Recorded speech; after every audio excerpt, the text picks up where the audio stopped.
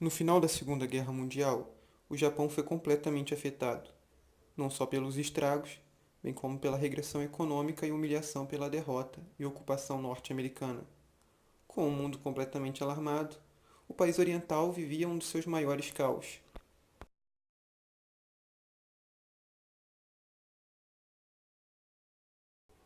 O Japão foi um dos países mais prejudicados com a Segunda Guerra Mundial, onde mais de 2 milhões de soldados e civis morreram.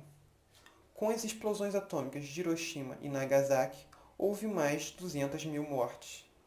Com isso, o Japão rende-se 10 dias depois do bombardeamento.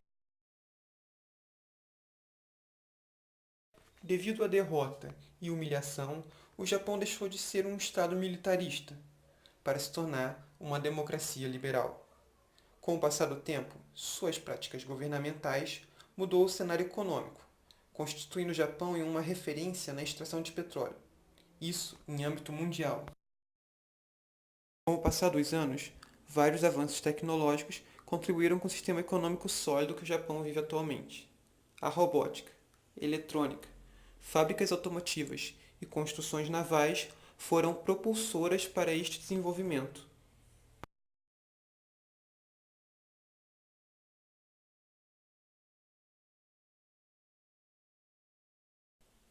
A Segunda Guerra Mundial mudou drasticamente o Japão.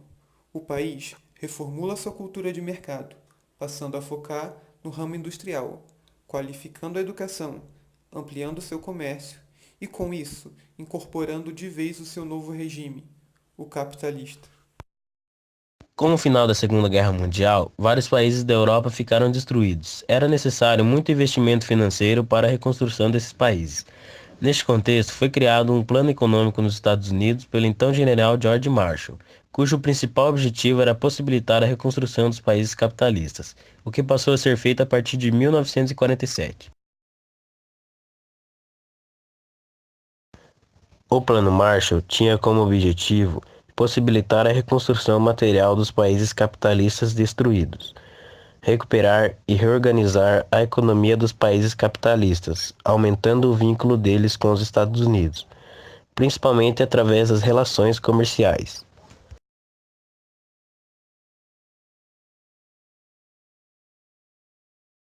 A União Soviética, inclusive, até foi convidada para participar das linhas de atuação do programa definidas em julho de 1947, mas Stalin, o líder, negou participar da reunião e do programa, pois acreditava que o plano não passava de uma armadilha capitalista.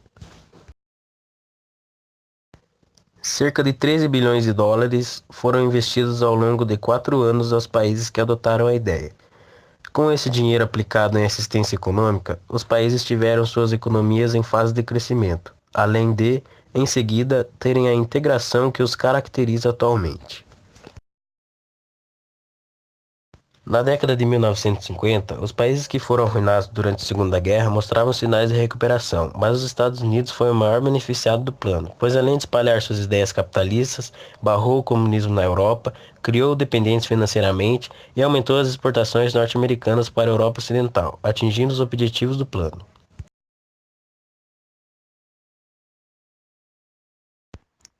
Após a Primeira Guerra Mundial, os Estados Unidos era o país mais rico do planeta. Além de fábricas de automóveis, os Estados Unidos também eram os maiores produtores de aço, comida enlatada, máquinas, petróleo, carvão. Nos 10 anos seguintes, a economia norte-americana continuava crescendo, causando euforia entre os empresários. A década de 20 ficou conhecida como os loucos anos 20. O consumo aumentou, a indústria criava, a todo instante, bens de consumo, clubes e boates viviam cheios, e o cinema tornou-se uma grande diversão. Nessa época as ações estavam valorizadas, por causa da euforia econômica. Esse crescimento econômico era artificial, portanto logo se desfez.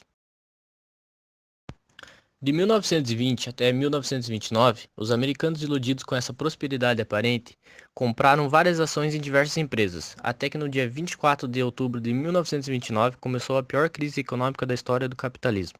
Fatores: superprodução agrícola, diminuição de consumo, livre mercado e a quebra da bolsa de valores. Muitos empresários não sobreviveram à crise e foram à falência. Assim como vários bancos que emprestaram dinheiro não receberam de volta o empréstimo e faliram também.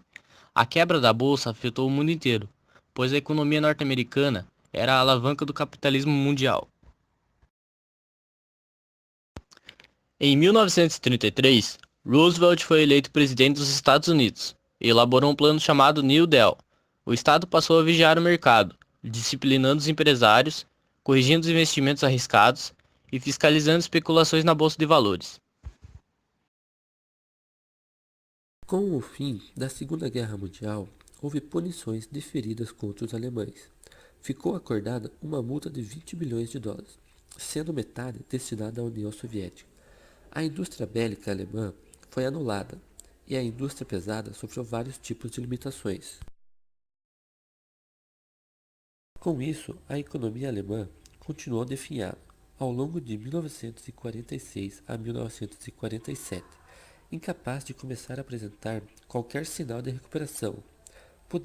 Os aliados haviam mantido intacto praticamente todo o sistema de controle econômico dos nazistas. Isso tudo resultou na divisão da Alemanha em Alemanha Ocidental e Alemanha Oriental, que tinha como forma de separação a construção do Muro de Berlim.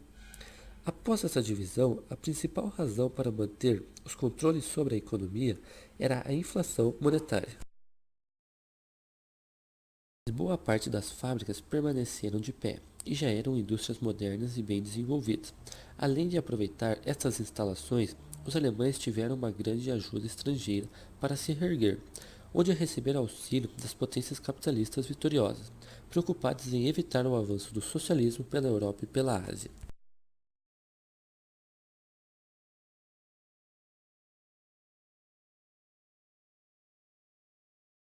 Hoje, a Alemanha é a economia mais rica da Europa. A indústria alemã é altamente desenvolvida, em função da tecnologia e eficiência produtiva. Os setores de serviços e finanças também merecem destaque. Atualmente, a Alemanha possui a quarta maior economia do mundo.